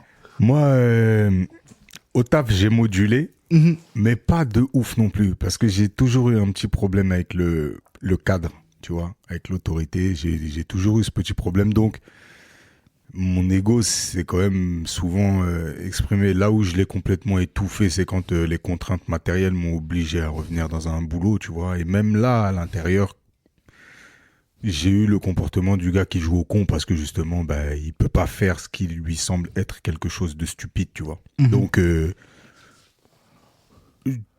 ouais, j'ai toujours eu du mal. Donc finalement, je laissais parler un peu l'insolence dans le sens où je vais te mettre en face de ton incompétence en t'abreuvant d'une forme de performance que tu pourras pas avoir, et si tu peux pas suivre, ne me demanderas plus rien parce que tu sais que tu vois ça, tu pourras pas suivre. Et donc en fait, je me suis retrouvé pendant 1 an et demi à ne rien faire, tu vois. Enfin, ne rien faire, ce pourquoi j'étais payé. Je faisais autre chose, bien sûr. Mais là, je me suis perdu, donc là, j'ai un peu laissé mon ego de côté, tu vois. Quand je dis qu'il faut pas prendre de salariés en France. Non, là au contraire. Bon, Au contraire, c'est que tu vas voir des gens avec ta compétence et tu proposes tes services comme si tu étais un prestat quasiment. Tu sais, j'étais resté dans un truc comme ça là où tu inventes tes propres tâches, tu vois quelle solution tu peux apporter à tel ou tel problème. Et là, on me dit, on t'a pas demandé de chercher des solutions à ce problème-là. D'ailleurs, on t'a pas demandé de savoir s'il y avait un problème. Bon, bref.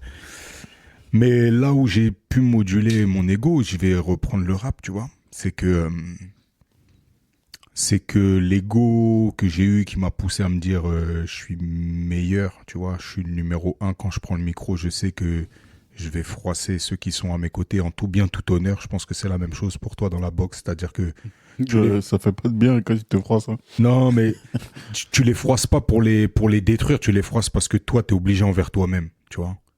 Et jamais tu vas baisser ton niveau lors d'une compète ou un truc comme ça parce que en face tu veux pas le froisser. Non, tu vas le froisser, mais à la fin tu le checkeras, tu vois. J'avais l'intention de marquer les esprits comme ça quand je rentrais dans des freestyles. Je faisais des freestyles de nuit avec des dizaines et des dizaines de rappeurs. Je savais que quand j'allais venir le soir, j'allais éteindre la soirée, quoi, vraiment, tu vois. Mais paradoxalement, c'est la branche dans laquelle j'ai le plus excellé, c'est la branche dans laquelle je suis allé le moins loin, tu vois. Si on parle de réussite telle qu'elle est affichée, il n'y a pas un CD de moi qui tourne quelque part, il y a pas si tu vas sur une plateforme de streaming, il y a un couplet qui traîne sur 2 featuring que j'ai fait dans toute mon histoire, là. Tu peux quasiment rien retrouver, tu vois. Et ensuite, je me suis retrouvé face à, finalement, des contraintes aussi vocales, tu vois. Il y a un moment où je me suis dit, j'aimerais bien chanter, savoir chanter réellement, tu vois. Prendre un cours de chant et là, tu repars à zéro, tu vois. Tu as une personne qui te voit et qui te dit, vous avez dans la voix, elle me dit, si je dois faire un parallèle au monde automobile, elle a pensé que, je sais pas, elle m'a vu masculin, elle a dû se dire que je kiffais les voitures, mais elle a dit, c'est comme si vous aviez une Lamborghini dans les cordes vocales, mais que vous la conduisiez comme une 2 chevaux, donc on va vous apprendre à conduire, la truc. Et là, ouais, j'ai dû moduler l'ego de se dire, t'es une merde encore. Moi, j'ai un truc là qui me vient par rapport à ce que tu as dit. Parce que depuis tout à l'heure, on bavarde, je suis fort, je suis machin, les gens doivent se dire, mais moi, je le connais pas. Donc, c'est qui? Et ça revient à la discussion qu'on a eue tout à l'heure, on parlait de Black Thought, qui est reconnu comme un tueur, mais qui n'est pas connu en tant que figure du rap. On connaît son groupe de Roots, mais on ne le connaît pas forcément personnellement. Et pourtant, tout le monde sait que ce qu'il a construit, c'est là pour rester. Quand il sera plus là, les gens diront, ou même pendant qu'il est encore là, Ouais. les grands rappeurs disent ah non, lui, Non, lui, c'est un tueur. il envoie. Comment toi tu arrives à identifier cette valeur-là, sur quoi tu te bases pour dire j'éteins? Les réactions, la construction. En fait, j'ai tellement écouté de rap, il y a tellement de... Le rap, ça reste de l'écriture. L'écriture qui se rapproche le plus du rap, c'est la poésie, tu vois. Et il y a des structures, des nombres de pieds, ce genre de choses, des assonances. En dehors de ça, tu as le sens que tu vas donner ça. Ce dont je viens de parler, c'est la forme. Sur le fond, tu vas avoir justement les métaphores ou bien juste la réaction que tu vas produire chez une personne qui vient d'entendre une phrase et qui bloque, tu vois.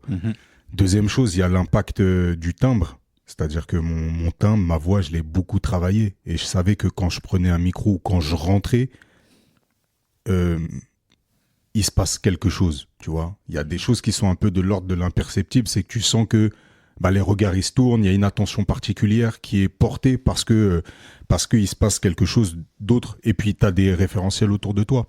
Et ensuite, sur des faits, entre guillemets, tu vois, c'est que quand tu vas chercher justement ceux qui sont plutôt numéro 1, j'ai eu l'occasion de rencontrer du coup des rappeurs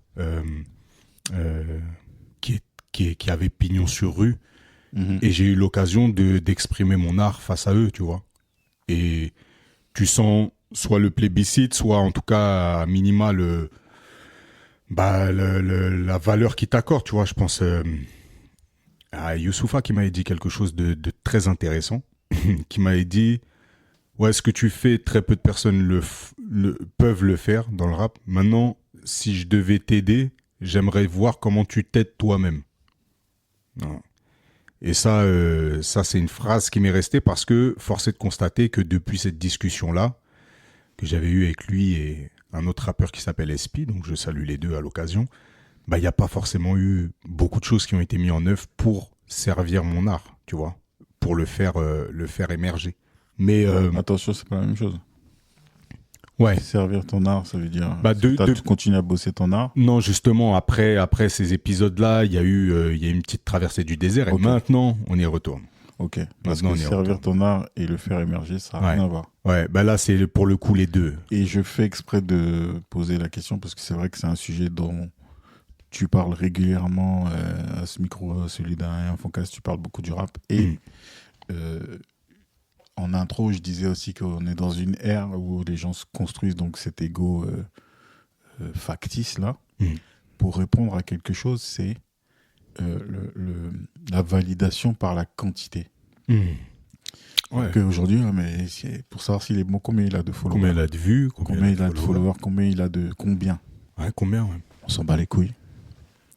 Clairement. Et c'est pour ça que ce que tu disais, c'est bien que tu l'aies dit, parce que ça met le doigt sur la qualité des interactions.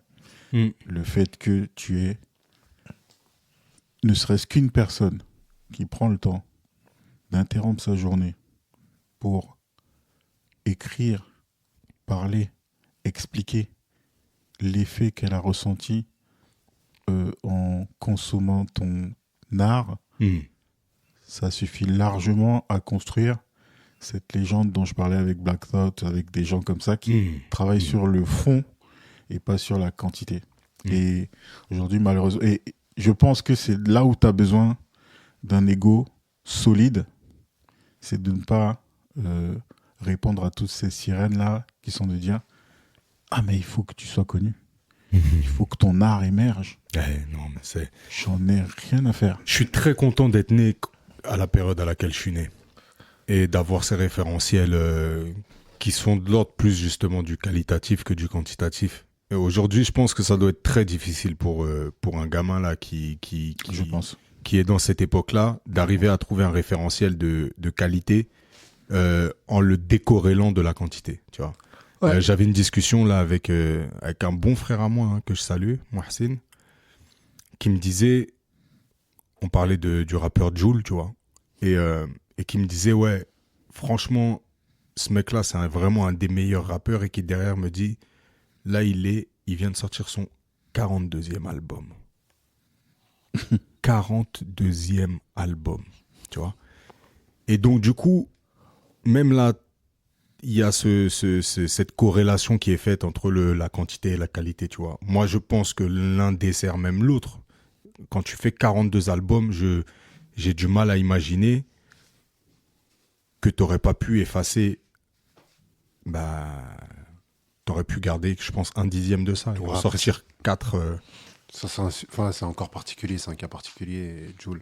Parce que là, Moi, j'écoute Pourquoi pas, donc je peux pas trop discuter. non, moi, Je te laisse, j'écoute pas du tout, mais parce qu'en fait, lui, son talent, il est là-dedans, je pense, tu vois. Son talent à lui. Oui, mais je trouve que ça correspond beaucoup à justement cette époque. C'est-à-dire Carrément. qu'aujourd'hui, c'est reconnu comme un talent de produire beaucoup. beaucoup, Et vite. tu vois. Mais c'est le concept de Dacia, tu vois. Je suis plus de l'école Enzo Ferrari, tu vois. Donc, on va prendre le temps, le moteur, il va être huilé, on va peut-être en produire moins, tu vois. Mais parce que ce qu'on va faire, tout est pensé, tout est Je suis 100% calibré, tu vois. d'accord avec toi. Mais c'est pour ça que je dis, moi, j'écoute pas. Enfin, c'est pas pour ça que j'écoute pas parce que j'aime pas. Mais je pense que après, je sais pas si je suis le mieux placé pour parler d'un mec que j'écoute pas. Mais en vrai, son talent à lui, c'est pas le fait de produire beaucoup. Je pense que c'est ce qu'il a apporté aussi dans la musique en termes de sonorité, etc. Il arrive avec un truc nouveau. Et ça, quantité ou pas quantité, c'est dur de le... Je parle de son cas, lui, de le disqualifier par rapport à ça, tu vois. Ah, moi, je le disqualifie pas du tout Non, c'est pas ça. sur la performance et l'œuvre. Hein. Non, moi, je parle uniquement en termes de qualité. Parce Ah qu'en oui. fait, sa qualité n'est pas Mais forcément... c'est là où on détermine du coup la qualité. Là, comme on parlait de... Ouais, peut-être dans l'écriture ou ce genre de choses, ouais. Ouais, et je suis convaincu que je sais même que c'est un très bon rappeur parce que pour le coup, j'en ai écouté beaucoup des rappeurs. Enfin, Ouais, ok. après, les critères, ils sont subjectifs Ouais, aussi. c'est ça. Qu'est-ce qu'un bon rappeur, qu'est-ce qu'un mauvais rappeur, bon bref. Mais selon mes critères, je sais quand j'entends quelqu'un, et ce qui sait, c'est un peu, je pense, comme la boxe. Tu vois quelqu'un boxer, t'as peut-être des gens qui sont efficaces mais qui savent pas boxer. Et t'as des gens qui savent boxer et qui savent boxer, tu vois. Et je sais que Jul, c'est un mec qui sait boxer. Qui sait écrire, qui sait poser, qui sait... Ça, j'en suis convaincu à 2 millions de %. J'admire le côté génie créatif, le fait de produire et d'avoir trouvé un système qui fait que tu remplis 2 stades et compagnie. Et surtout, c'est un gars qui a l'air d'être aligné. Et donc ça, c'est parfait. C'est un gars qui a l'air d'avoir aussi son ego à lui, discret, mais d'avoir tenu sa barque. Donc, magnifique. J'écoute pas pour ces raisons-là. C'est que je viens peut-être d'une époque ou bien même d'une école où... je vais avoir plus tendance à écouter Orelsan qui a mis 2 ans et demi à écrire un album et chaque phrase va me parler parce que tu sens qu'il y a une construction de ouf à travers tout l'album, qu'il y a une cohérence à travers toute sa carrière, plutôt que des trucs où finalement les phrases mises une par une, ouais, te parlent, mais dans l'ensemble de la chanson, t'as quasiment rien retenu de l'idée qui a été dégagée. Mais ça, c'est mon école à moi, tu vois. Je capte. Mais voilà, je sais plus où on en était. Non, mais Ouais, c'était le. On parlait de la quantité. la qualité, quantité, et c'est ce truc de la masterpiece, tu vois, ça se construit pas comme ça du jour au lendemain. Et il y a un visuel qui traînait sur un internet où tu voyais, on disait ah bah merde, cet artiste-là, ça fait 3 jours qu'il a rien posté, et qu'est-ce qui lui est arrivé, tu vois. Ouais. Et à côté, tu as Léonard de Vinci qui bosse sur une toile, il va passer peut-être 3-4 ans dessus, et qui se dit, merde, moi c'est carrément, je suis mort dans le film, quoi, tu vois. Surtout donc- que tu as choisi le bon peintre parce que c'est un mec qui a arrêté totalement ses peintures pendant des Tu vois, des et décennies. il y a ce rapport, je pense qu'il va falloir qu'on refasse un épisode sur le temps. Il y a ce rapport au temps où, effectivement, aujourd'hui, la qualité, c'est beaucoup vite, tu vois.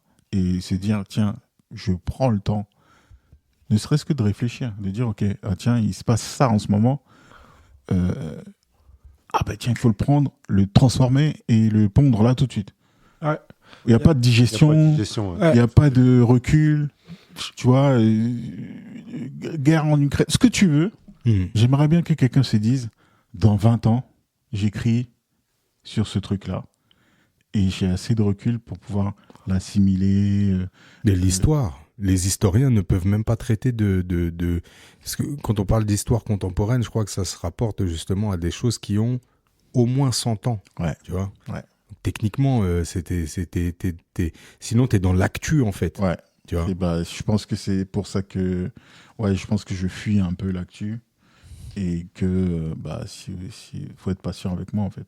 Ou alors, tracez votre route. Mais je pense qu'en effet, vous allez attendre. pour revenir un peu à notre thème, c'est que l'ego te pousse aussi à comprendre la société et te dire, qu'importe ce qu'elle est en train de faire, moi, je trace une route.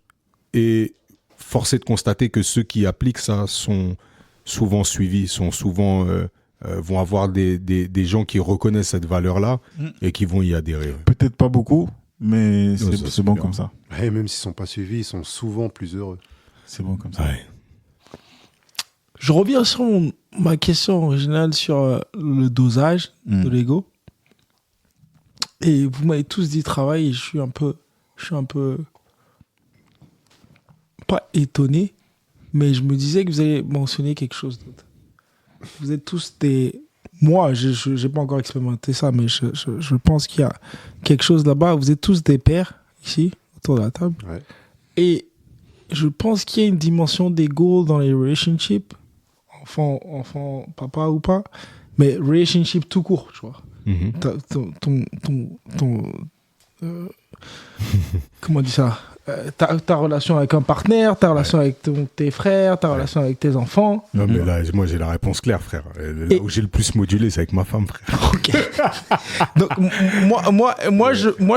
c'est la partie, moi, je me demandais si c'est pas là où je pense que, avec les gens avec qui on a beaucoup d'affection, où on module le plus. Tu vois, où t'as... Je sais pas. Moi, c'est une question, c'est toujours une question que je me pose. Famille, moi, je dirais même la famille au sens large. C'est ça, la famille, c'est ce que je veux dire. C'est ce que je dis, ton frère, Non, les frères, je sais pas. Parce qu'il y a eu... il y a des clashs, c'est sûr, il y a des clashs. Avec mon frère, il faudrait que je module plus, moi. Il faudrait que je module. Frère et sœur. Quand on l'a reçu, il a dit petit frère. T'as vu que là, j'ai dit mon frère. Il y a du progrès, il y a du progrès. Il y a pas longtemps, j'ai parlé avec lui, j'ai eu une grande discussion, je sais qu'il nous écoute et je te salue, frérot, je t'aime fort.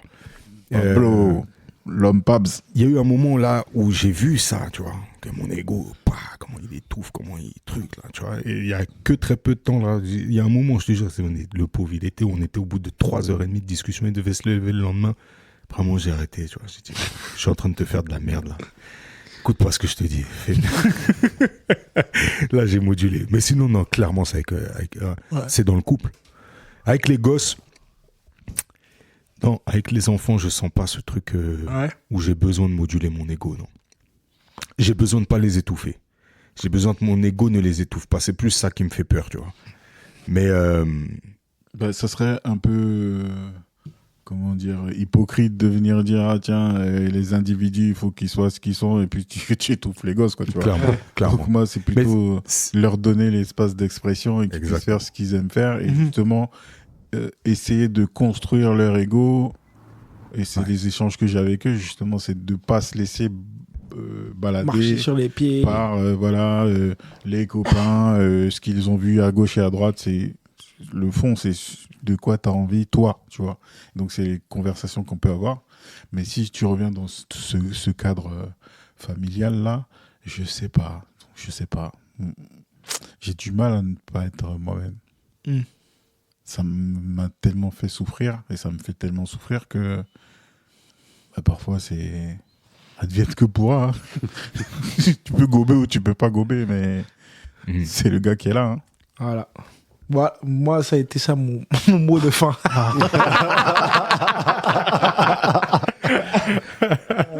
Non, l'ego, pour moi, c'est vraiment ça aussi. Parce que je pense aussi que c'est là où c'est le plus compliqué à gérer, c'est dans les situations comme ça où tu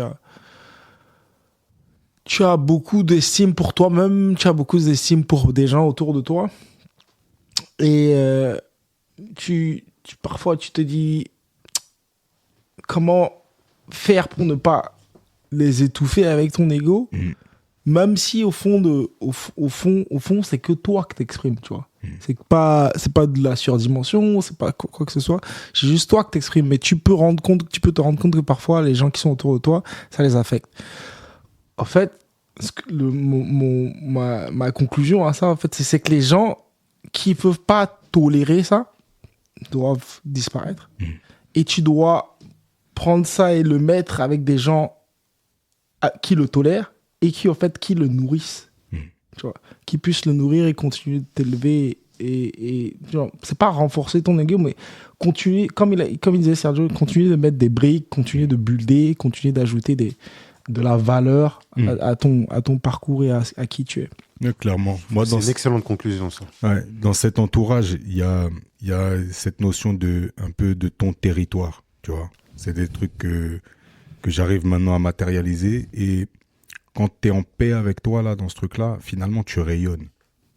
Il y a longtemps, on s'était dit un truc comme ça.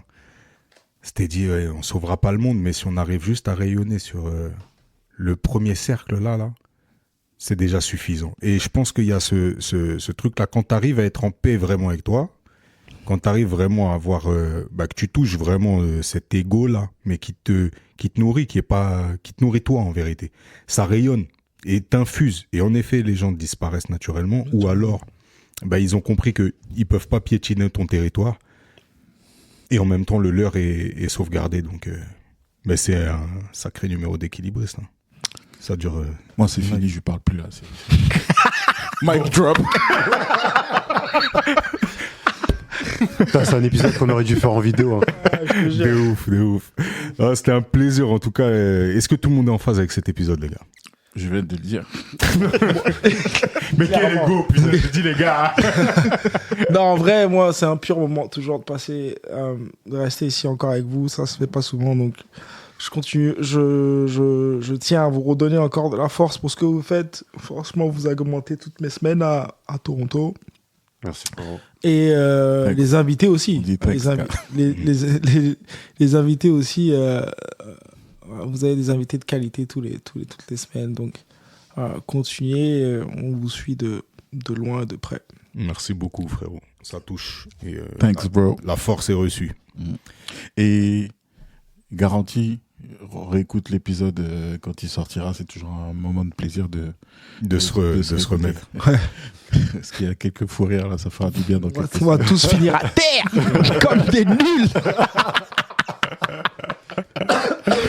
En tout cas, si vous aussi vous avez pris du plaisir à nous écouter, n'hésitez pas à aller mettre vos 5 étoiles sur votre plateforme d'écoute préférée. Si vous êtes sur Apple Podcast, mettez un avis en commentaire, ça nous fera toujours du bien, on se fera un plaisir de le lire. Rejoignez-nous sur Instagram parce que l'aventure continue tout au long de la semaine. C'est pas que le lundi matin 8h sur les plateformes, mais c'est aussi sur Instagram tout au long de la semaine avec des takeovers de nos invités, des petites publications, des messages d'inspiration, des thématiques autres et puis du contenu additionnel, des focus sur les business de chacun. Donc allez-y gaiement, rejoignez-nous dans cette aventure qui est la nôtre, rejoignez cette communauté du Monday Meeting et on a l'habitude de dire qu'on est sûrement... Attends, j'avais un message pour tous les gratteurs là, parce que là, ce laïus là, tu le fais toutes les semaines et ça marche pas forcément tout le temps bien. Ouais. Il va y avoir des jeux concours, les gratteurs, des vrais, parce que là, on a eu des réponses favorables de pas mal, je sais pas, mais en tout cas de nos coffres, les cadeaux là, parce que qualité. ça fait longtemps que je vois plus des J'avoue, toiles, là. est-ce qu'il mérite? Non, vas-y, annonce. Mais il va y avoir des choses qui vont arriver. Restez branchés, comme disent les jeunes, et on est souvent amené, On est sûrement. amené à se revoir. Et d'ici là, prenez soin de vous. Peace. Ciao.